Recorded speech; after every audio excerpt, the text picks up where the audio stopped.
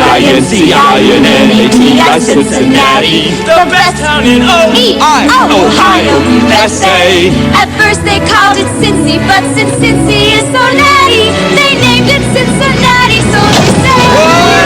Hey, now the girls are pretty, pretty in this gritty little city. The fellers are the feistiest I've seen. And when it comes to ball teams, the Reds and the Bengals small teams. They knock the Sox off ball teams on the green. I mean, true, Arby's indefensible, the facts are common sensible.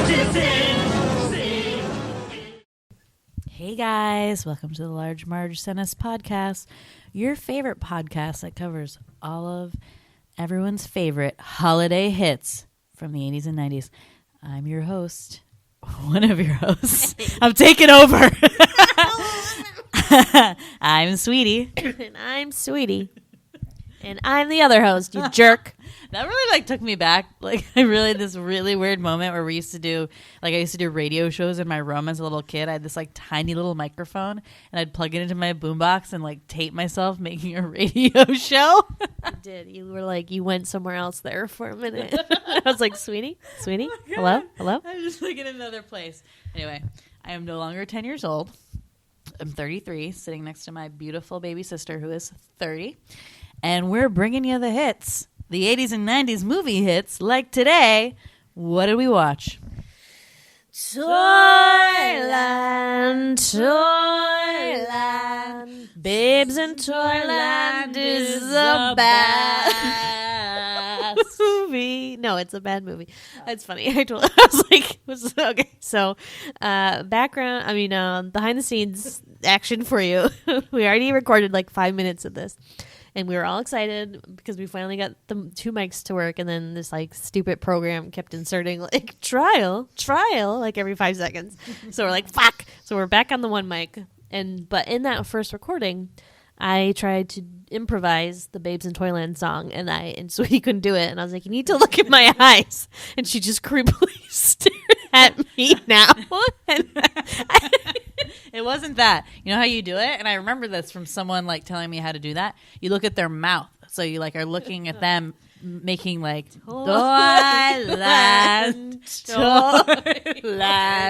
Babes in Toyland is. It works. You have this curious expression on your face. I'm terrified. I'm going to pee my pants. Anyway, we need to talk about the movie. A little too much Baileys tonight, guys. A little too much Baileys. Anyways, so tonight we watched Babes in Toyland, which, if you're not familiar with it, is the one from 1986, starring Drew Barrymore and, wait for it, Keanu Reeves. Super weird pairing there. TV movie, we're pretty sure. Yep. So, never released in theaters, obviously. And we forgot. Surprise mystery guest, Pat. I was going for his stage name, Mr. Pat, Mr. Miyagi. Yeah, so some big '80s bigwigs in this film. Holiday classic for many people. For us, it was another movie we bought at McDonald's. Really, thank you, McDonald's, for shaping our childhoods. So this was one of the movies we got to pick. It was this and Field of Dreams. Dad wanted Field of Dreams. I was like, I need this one, even though I'd never seen it before. But something about it appealed. It spoke to me. I think it was Drew Barrymore's jumper. Might have been the thing. But it's watching this as a kid. I think you would be really enthralled because, truthfully, a little bit long. The plot is kind of meandering, but the costumes are really cool, and the Toyland part is really pretty awesome. Yeah. But maybe we should really talk about it and describe to everyone the amazing story of this amazing movie. That means it's time for the Sweetie synopsis. Yeah, Sweeties. That one got sassy. Yeah. Lose, Sweetie. Lisa Piper is an 11-year-old going on 55.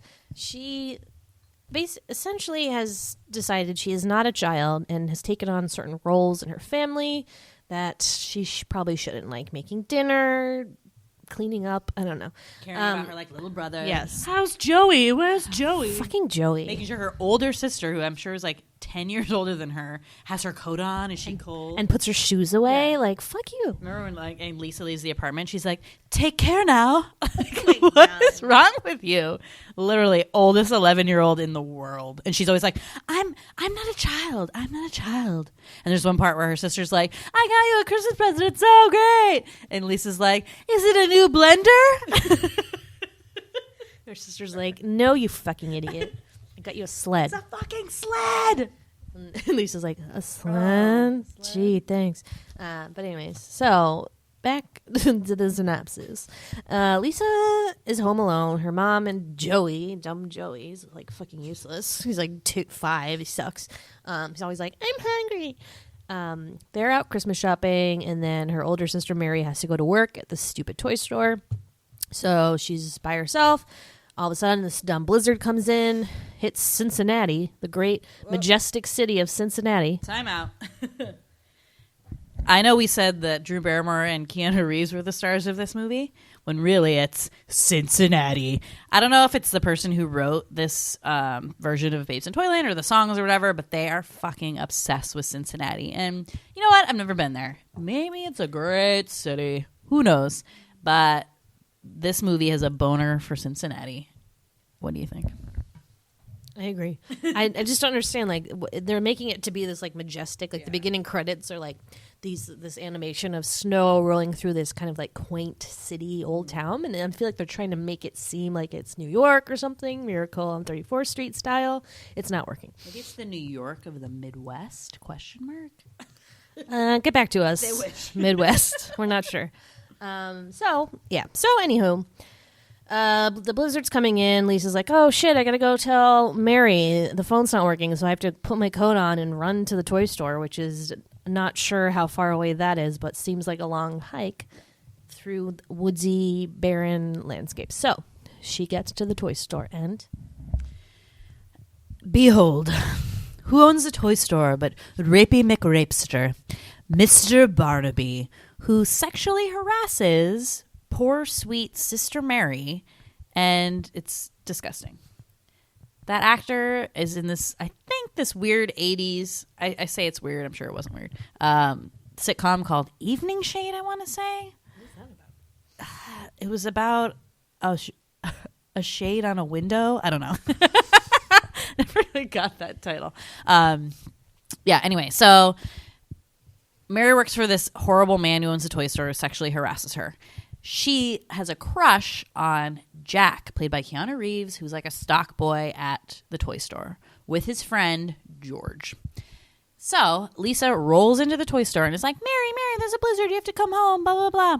And Mary's like, "Oh, I can't leave. I'm working. Nah, nah, nah." Like, and then Barnaby comes and like she has to hide Lisa under the desk. And then Barnaby comes and sexually harasses her. And then Lisa pops out from under the desk and is like, "Fuck you, man. Don't harass my sister. Like, we're out of here." In basically those words. Yeah. So Mary quits, Jack and George quit, and then they drive Lisa and Mary home in Jack's Jeep. Mary presents to Lisa the sled she got her for Christmas, which is like a giant red Mountain Master. When I was little, and Lisa says like, "Oh, Mary, a Mountain Master." I thought she was saying like her full name, like, "Oh, Marion Mountain Master." You shouldn't have. Like, I always thought that. And then confusion. Yeah. And then I saw the Mountain Master word on the side of the sled this time, and I was like, "Oh, that's what it is."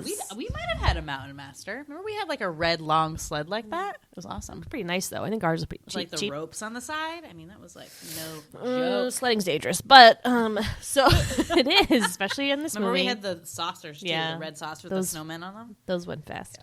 Yeah. So they get in the Jeep. Everyone's a little tense and scared because of the blizzard. The road conditions are awful. I don't know. I guess they must not get snow often in Cincinnati. They don't. They totally do. Then why is it like end of the world crises? I don't know. So they're driving the Jeep and they're like, "Oh, let's lighten the mood. Let's sing our city's anthem," which goes a little something like this. Cincinnati, the best town in Ohio. Ohio, USA. At first they called it Cincy, but since Cincy is so natty, they named it Cincinnati, so they say, hey. The girls are really pretty in this pretty little city. The fellas are the feistiest I've seen. And when it comes to ball teams, the Reds and Bengals mall teams, they knock the socks off all the other teams. I mean, to argue's indefensible. The facts are commonsensible. Since he is invincible, know what I mean? Since Seymour's merely natty, she's Ohio Maserati. Cincinnati's at the center of the scene. Sorry if we lost anyone at that part. It's like all It's in funny. one breath. I just remembered another Sweetie confusion. The last line I always thought was like, Ohio smells a ratty instead of Maserati. I just got that last line today. Yeah, it's a car. A car. I thought a Maserati was the leader of a baton twirling parade. I made it up. I guess. No, it's like a majorette. Oh. But like I either confused that or just wanted it to be that. I would be so good at that word where you like make up definitions. The board game. Yeah. What is it? Balderdash. Yeah. Damn, I'd be good at that. I hope I never have to play with you. I don't wanna you would lose. I don't want to lose. So that's the song they sing. At some point, a tree falls in the road. Jack swerves to miss it. Lisa, who is, for some reason, sitting on the sled in the back of the Jeep. Dangerous. Ever hear of a seatbelt? There are several dangerous things in this movie. That is number one. She flies out the back of the Jeep because it's that, like, vinyl, like it's not a real, whatever. That Jeeps are weird. Also, in terms of dangerous things, so I'm thinking of, like, when she gets to Toyland and her outfit is that, like, that's gonna be dangerous things later. Oh, okay, but okay. We have a whole list of dangerous things. I got it. Okay. So she flies out the back on the sled, down a steep hill, and crashes into a tree. She could be dead. Is she? We're not sure. But she wakes up in Toyland. So essentially, I guess she's dreaming, but it's kind of like a Wizard of Oz situation where, yes, she's dreaming, but that's really sad. Like, this all never happened. So I don't know. So she, like, flies into Toyland on the sled, like it's a airplane, and crashes into this giant wedding cake. So anyway, Toyland is basically like a mix of animals running around, so like people in animal costumes, and nursery rhyme characters. So keep that in mind.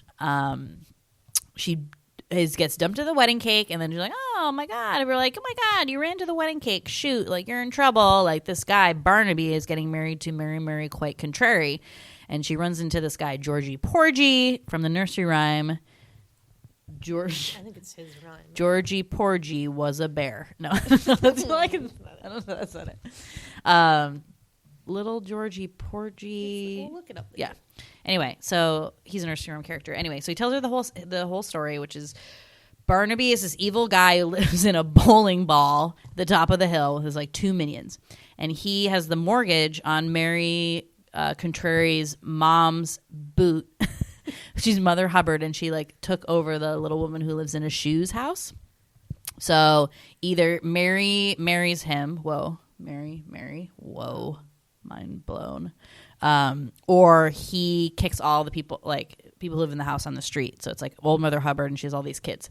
Mary agrees to marry him. However, she is in love with Jack B. Nimble Jr., played by Keanu Reeves.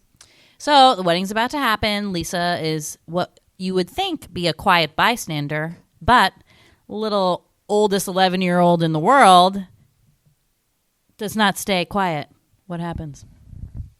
She raises a stink and is like, Mary, why are you marrying this evil man? You love Jack. And then Mary's like, you're right, I do love Jack. So she doesn't marry Jack. She runs into his arms, and then Barnaby is upset, and he stalks away. And he's like, you'll be sorry. So then he goes back to his bowling ball and spies on them with this weird bird he has with one eye named Trollog, which I thought was called Trollop. Not a 17th century prostitute. Too bad, too. That'd make for an interesting side plot. But, so he can see now Lisa talking with Mary and Georgie and Jack, and is spying on them to see what they'll do next, so he can kind of get in there and cause mayhem or whatever he does. So they tell Lisa that the whole plan was that Jack was supposed to have was supposed to be the leader of like the cookie factory after his father died, but then his mean uncle, Lion King style, like took it over and made it so that Jack couldn't be the here, have my wine. Jesus. Fucking lie now. Couldn't have ownership unless he was 21 and married or something. So if Jack is not married in a week, he will never be owner of the cookie factory. Sad. So Barnaby sees this and he devises a plan to frame Jack for stealing all the cookies in the cookie factory. He takes his minions to the cookie factory. They get rid of all the cookies. He calls the bear cops and the judge who come and arrest Jack. They break Jack out of the jail shortly after that, so it's not really that. It's a non-issue. It's a non-issue, really. Next up on the mayhem schedule is that Barnaby then spies on them again with Trolloc and sees them. It's not that funny. I don't know what that even was. Trolloc. Shut up. All right. What was next? I forget. Okay. So then, everyone, I know you're so captivated. So then, Barnaby's next plan is like, okay, I'm gonna he spies on them, and they go visit the Toy Master. So the Toy Master is the Mr. Wait, did we mention it was Mr. Miyagi yet? We did. Or is that the other regarded? So also in this, so not only I think we did mention. Okay, yeah. Anyway, so Mr. Miyagi, Pat, Noriyuki Pat Morita. I always reverse that. In this, he's just Pat Morita. Oh, great. Easy done. So Pat Morita is the Toy Master, and the Toy Master is like, everyone is obsessed with him. He's like Jesus Christ of this town. And like, spoiler alert, he makes the toys. They go to him, they're like, Toy Master, what are we gonna do about this evil guy Barnaby? He's trying to frame Jack and like ruin Toyland. So they like jibber jab for a while, and then the Toy Master like randomly is because they're talking about Barnaby, and he's like, want to hear about evil? I've been bottling up all the evil in the world in this like little jar for like years. So Barnaby is listening in on this, and he's like, oh my god, evil in a jar, like my lucky day. So he like makes a plan to get Jack out of the way by like having him fall through a trap door and go to this like weird underground dungeon. And he does the same with Mary. And then Georgie Porgy and Lisa go to the Toy Master again, and they're like, our friends are missing, help us. And then Barnaby comes and ties up the Toy Master and Lisa and Georgie and steals the this big jar of evil. And he's going to use that to make everybody evil, let's say. Mm-hmm. Right. Yeah. They can't let that happen. Eventually they all get stuck in the underground lair, and Barnaby like unleashes the evil on them to turn them evil. It doesn't work because Lisa has the secret weapon of the Cincinnati song, which turns everyone back to good because it's such a great song and it's so happy. So they break out, and then Barnaby's like in the midst of taking over Toyland with his like evil, weird, like garbage bag creatures, forest people with really low, pretty low budge tool on their head with like sticks in it. They're just like these evil, like tree like creepy things. I don't know. So anyway, they're about to take over the whole village. They come out of this big forest that like surrounds Toyland that nobody ever goes to.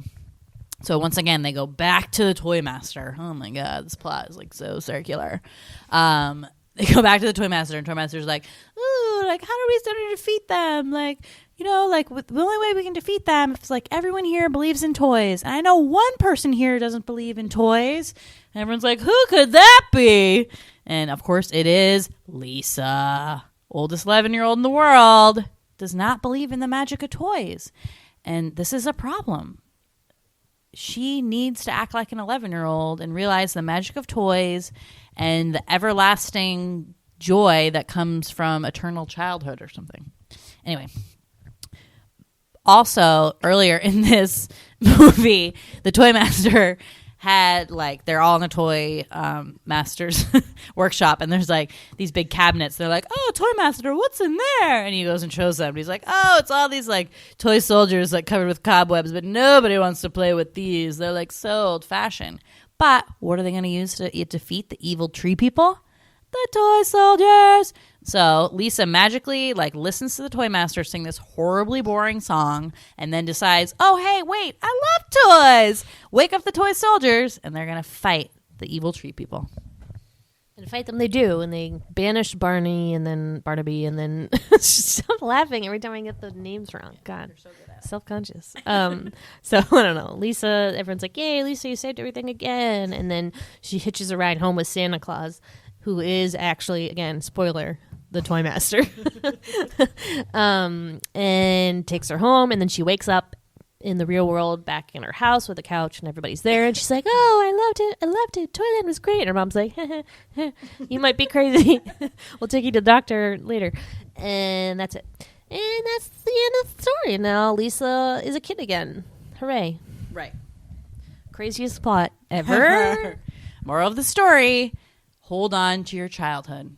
Don't let it go. It's a moral in a lot of movies. It is. It is. And it is one to keep in mind, especially during the holidays when, you know, I think a thing is like you realize like once the holidays don't become as fun anymore once you don't believe in Santa and all that stuff. And that's true. And once you realize Santa isn't really can't go back from that. But like it is good to remember the magic of toys and playing with things and imagination and like not let that go. Because being an adult sucks. So don't rush to be an adult. It stinks. I think it's pretty okay, but yes, when it was happening, I was kind of sad about it. There's one. I remember the specific Christmas where I realized that I was no longer a child. It was when I got a bunch of makeup instead of toys, and I was like, "This sucks." What Christmas was that? It was like my freshman year of high school or something. Oh my god!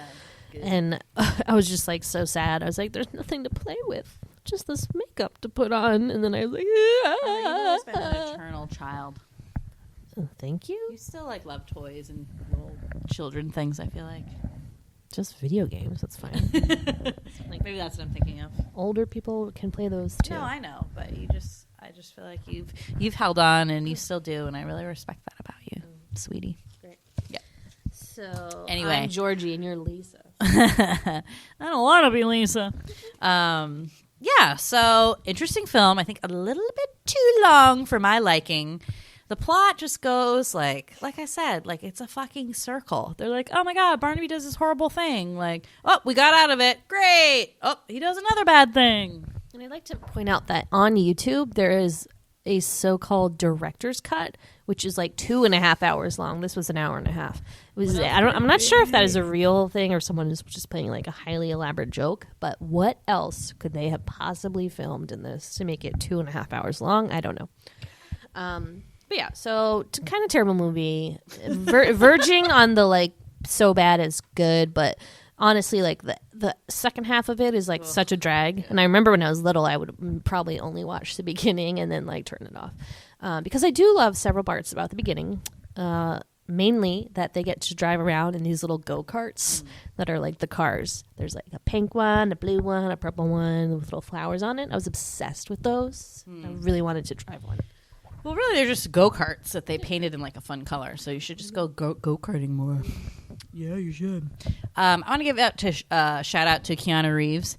Best role I've seen him do in basically my whole life. He's actually not bad in this and is quite the looker. That guy's kind of hot. Young Keanu Reeves really gets me going. But yeah, I feel like, you know, there's a couple of like weird arm gestures here and there, a couple lines delivered like a wooden mannequin, but still, what's a wooden mannequin? That's weird. A toy soldier. Yeah. Yes. I knew that sounded right. But yeah, like not too shabby. Weird thing I think about the goons. So Barnaby has these two like minions, let's say, Zack and Mack. Why do they have normal names? As opposed to what? Like, I don't know. What do you mean? Beelzebub and Bajunna? I don't know. I don't know. Zack and Mack sound pretty terrible. Yeah, sound like douchey, like 80s names. It's so funny. So one is like bald with like scary, scraggly, like gross, whatever that is when you're bald on top but still have the scraggly, gross hair on the bottom. And yeah. No. Which one is that? I don't know. Mack or Zack? I don't know. then the other one has these scary, like, triangular, giant eyebrows, and both very pasty, like, unhealthy. I mean, they're like little gnome-ish kind of people. Terrifying, so gross. And then Barnaby has this disgusting, like, like a crack nail is like the long pinky or cocaine that you would like use to like sort cocaine or whatever. But he has like this long black press-on black nail on his thumb that he just points at people at. It's so fucking weird. So the question on everyone's mind is, who would you rather have sex with, Zack or Mack? Well, I already said it on Twitter, but I'm a huge fan of whichever the one is that's bald and looks like Phil Collins. He does. Yeah, it's funny. Studio. Whoa. Thank you. When I was little, I was afraid of that one because I hated his like long scraggly hair. So I always like had not that it was like a sexual relationship, but it just in my head I was like, I prefer the one with the eyebrows. And now it's totally the opposite. And like the one with the scraggly hair is actually kind of cute. Yeah. Date me, Klaus Klein or whatever your name is. I think you need to indulge the viewers on what you found out about those two lovely men. You need to get your phone so I can pull up the thing. But yes, so they are Zack and Mack. Not sure who is who, but Grando, and they both have giant humps also, which is just like there's a pillow. There's like a pillow in each one. It's pretty terrible. Check it out. Yes, they live in the bowling ball. I don't know. Hurry up! Jesus Christ. Oh yeah, they're both. Okay, yeah. So for some reason, Zack and Mack are both in this German movie. Oh wait, he was born in Switzerland though. He's Swiss. Where's the other one? Go back to Gaston Honey. Born. Doesn't say where. Okay. Anyway, so both of them were in this movie. On IMDb, both of their credits say he is an actor known for Die Schokoladenschnuffeler, which I Googled, and it means chocolate cup. Wonder what that's about. What is that about? Also made during this year. Wow. The Babes in They Toyland were one. big They stars. Were busy men. Dude, I wish I was in Die Schokoladenschnuffeler. Schnuffler? That's awesome. That's like the longest word It's like I've ever seen. it's the longest. Look it up if you have some time. It's great. That is fucked up. But yeah, that's my They're real favorite. gems. That's my little trivia fact. Real gems. Really fine addition to this film. I have several questions. Ready? Fire. Fire away. Well, number one, in the beginning, how did they get to and from the toy store from their house? They seem to go on foot. It seems like a long distance away. I'm confused. They were trekking. I'm not sure. Because the journey back in the Jeep seems very long, so I don't understand. Let's also remember once Lisa's in Toyland, so her outfit is this ugly red T-shirt, this disgusting blue jean pinafore, and white high tops with socks. So she trekked through the fucking blizzard in high tops, people. No tights. High tops, No no pants. tights. That is Something- that is a plot hole right something there. ain't right. I don't know Something what to tell ain't you. right. That is fucked up.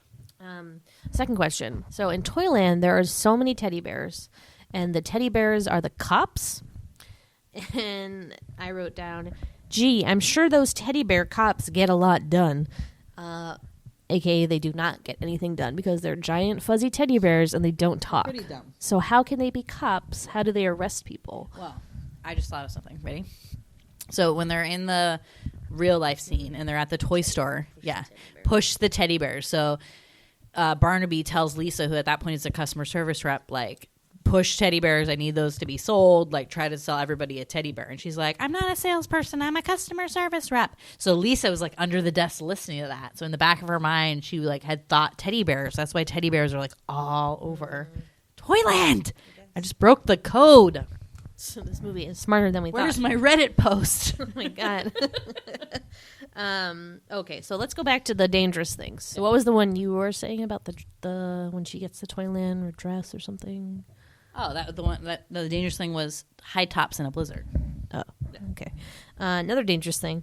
The chefs, the bakers at the cookie factory all wear roller skates and they're rolling around like wheeling the cookie trays. So dangerous. Anything Not next okay. to ovens No go with the roller skates. That is bad news.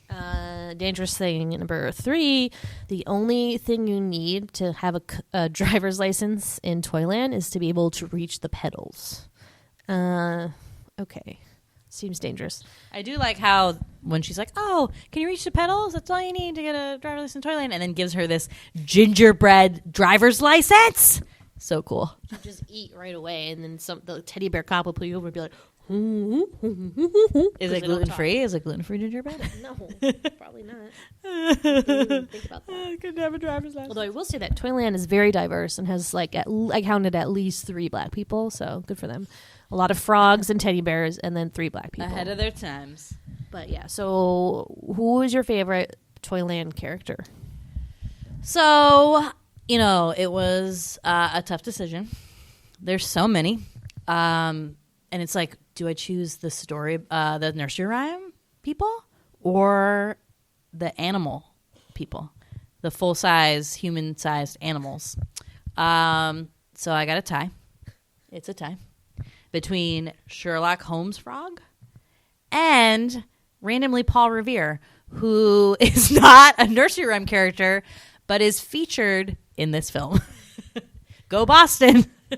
But what does he say instead of the British are coming? He says, "The monsters are coming! The monsters are coming!" Thank you, Paul. Yeah, my favorite was the female frog. She's wearing like a cat, like one of those. We both chose frogs. Yeah, because they were cool. I think they blew all the budget on the frog masks and like nothing else, and that's why the forest monsters look terrible. I will say that like the costumes in this and like all those little touches in Toyland are very well done, and I think it was worth whatever budget their crazy costume budget was, because I feel like all that was like down to a T, and it was so cool, and it was just like all these different things, and that's what made you really like it as a little kid, because like everywhere you looked, it was like a new thing to see. Like the nursery rhyme characters were like kind of hard to figure out. There's this one part where like Mother Hubbard is like, apparently like all these little nursery rhyme kids are her children, so she like marches them by Lisa at one point, and you're like, wait, who is that? It just like wasn't like easy to tell who was who in terms of those nursery rhyme people. It wasn't like Mother Goose Rock and Rhyme, if you've ever seen that Mother movie. Goose was trotting around though. I saw her a couple times. And a giant goose, unrelated to Mother Goose. Well, I mean, but like if you look really close, you'll like see so much more. It's just like you got like a stupid Humpty Dumpty that just like sits on a wall and doesn't do anything the whole time. It's so annoying. So this is a musical. Yay, musicals! We love musicals. Unfortunately, this movie has a few duds, a few cheer up Charlies, if you will. Songs that we totally would have skipped when we were little. The first one is Barnaby's song, which I don't remember what it's called. It's terrible. The second, Monster Piece. What's the Best name ever. That's it. Monster Piece. Oh, like a masterpiece. Yeah. Okay, Monster Piece. There's no reason for a song to be there. Yeah, It's so dumb. It's terrible. There's no melody that you can really like hum along to. Like you know what I mean? Like there's nothing there. And then sadly, the Toy Masters song, which I don't think that had a name. It was just terrible. No, they all have names, but it's like, be a child forever. It's like her. Again, like no trying to melody. be Like child. I can't repeat it to you because there isn't one, and it's terrible. But there are some good ones. So the Cincinnati song, obviously, and then when Lisa saves the day, Georgie Porgy sings a great song that I like to sing. I used to sing to my cat sometimes, and it goes, "Let's hear it for the girl of the hour." The da da da da da da da. So good. I love that one. And then The Happy Weddings. Yeah, I love the Happy Wedding song. Like it's stuck in your head. So this starts in like the real world when these carolers are singing it outside the toy store, and it's like, "May we wish you the happiest Christmas anyone ever knew." And then in the Toyland world, when Mary Contrary is getting married to Barnaby, it switches to, "May we wish you the happiest marriage anyone ever knew." And it's like all these little kids in this high pitched voice. Addicting. Can't get out of your head. Mm-hmm. So that's a good one. Other than that, right, Cincinnati plays a couple times. I think that's it, right? Mm-hmm. Yeah. It's one of those, again, like half-assed musical. They're like, 4 songs, woohoo, we did it, musical. and like I think we said it before. Babes in Toyland was originally like an operetta, so like a musical, like a Broadway musical. And they, I think, didn't take any songs from the original, but used it to do a musical in a sense. So. You mean the Cincinnati song wasn't in the original operetta? Oh my God, why not? I just need to point out one of our parts that we laugh the hardest at is when they're all trapped in the dungeon place and Barnaby unleashes like the green like fart smoke on them, and they all turn evil except for Lisa, who is from Cincinnati, so she doesn't affect it. And then they all turn into, they're all like monster, and then Lisa's like, it's not affecting me, I guess because I'm from Cincinnati. I know. That's why. So she goes up to them and like tries to get them to sing the song. So she'll like go up to Jack and be like, Jack, C-I-N-C-C. And then Jack for some reason knows the words, even though why would the storybook guy know the words? That's a huge plot hole for me. Like, what the fuck? These people have like never been outside of the like 10-foot radius of Toyland, and they know the words to this random Cincinnati song. Like, give me a fucking break. It's so funny when they like start singing it in the monster voice. Like Mary's like, "Worker do nothing to do it," and then just normal. It's so great. But like that song is what counteracts all evil. Okay, Give me a break. She's known these people for all of like 15 minutes. That's what she knows them from. The from. whole story takes place in like, well, I guess there's no time in Toyland, so you don't know because the sun never goes down. It's always daylight. But I assume it's like one day. Yeah, I guess I don't know. Even though he needed to be married by a week, I don't know. Who knows? Right, like if there's no date, like if it's always daylight, how do you mark the passage of time? Whoa, meta. Ask the toy master. He knows everything. Toy master. Toy master, what do we do about the eyes? Yeah. How do I paint these eyes on the doll? Even though I make toys for a living, I don't know how to do the eyes. But yeah, so those are really good questions. We forgot to mention Googie Gress. I forgot because we recorded this already and we mentioned Googie Groust before. Googie, I like to like just say his name in all like weird different ways because I can never remember it. I'm like Gadiggle Gadina, Guinea Jiguga. No, stop it. You're being rude to Googie Gress. Googie Groust. So he was born Francis Gress. Did you mention that he was Georgie Porgy? Yeah, he was Georgie Porgy. His dad nicknamed him Googie Boy? Googie Boy? Googie Baby? Googie Baby, which stuck. So he kept that as his name. It's like Judge Reinhold syndrome. Like, don't use your like the name that your parents called you as a child as your stage name. It's weird. I'm just gonna throw out that would never happen to women card. Like you would never be like, oh yeah, like, let me use this like bizarre name my dad used to call me. Hey, I'm Googie Gagina Gaga. Like I just like to butcher it. It's really funny. I know. Why do I keep doing that? I'm like the vagina crutch. Not the vagina monologues, people. The vagina crutch. Yeah, but so randomly that actor was in Wayne's World 2, we found out. He's the guy who is like, they go to the Aerosmith concert and he's like a security guard, and Cassandra and whatever the Christopher Walken character name is, like go into the back, like, yeah, Bobby, go back into the VIP room. And then Wayne's like loses them for a second, but then they go in, and then like the security guard goes in front of them. And he's like, oh, hey, yeah, oh no, I need to get in there. Like my girlfriend's in there. And then he goes, a lot of people's girlfriends are in there. I love that line. Which I never understood when I was little. Oh. I understand it now, I think. We'll cover that one later. Yeah, so Go Googie. Really enjoyed you in this film. One of my favorite parts. I feel like him and Lisa had this pseudo like sexual tension going on. And it's weird. Yeah, it's comparable to in The Wizard of Oz when she's like, oh, Scarecrow, I'm going to miss you most of all. And I'm like, okay, don't say that in front of the Lion and the Tin Man. That's very rude. Yeah. Also, why is your relationship so special? I don't know. I didn't get it. I thought her and Mary were like BFF. Right, yeah. Fuck Georgie. I mean, she is the first person she meets, but whatever.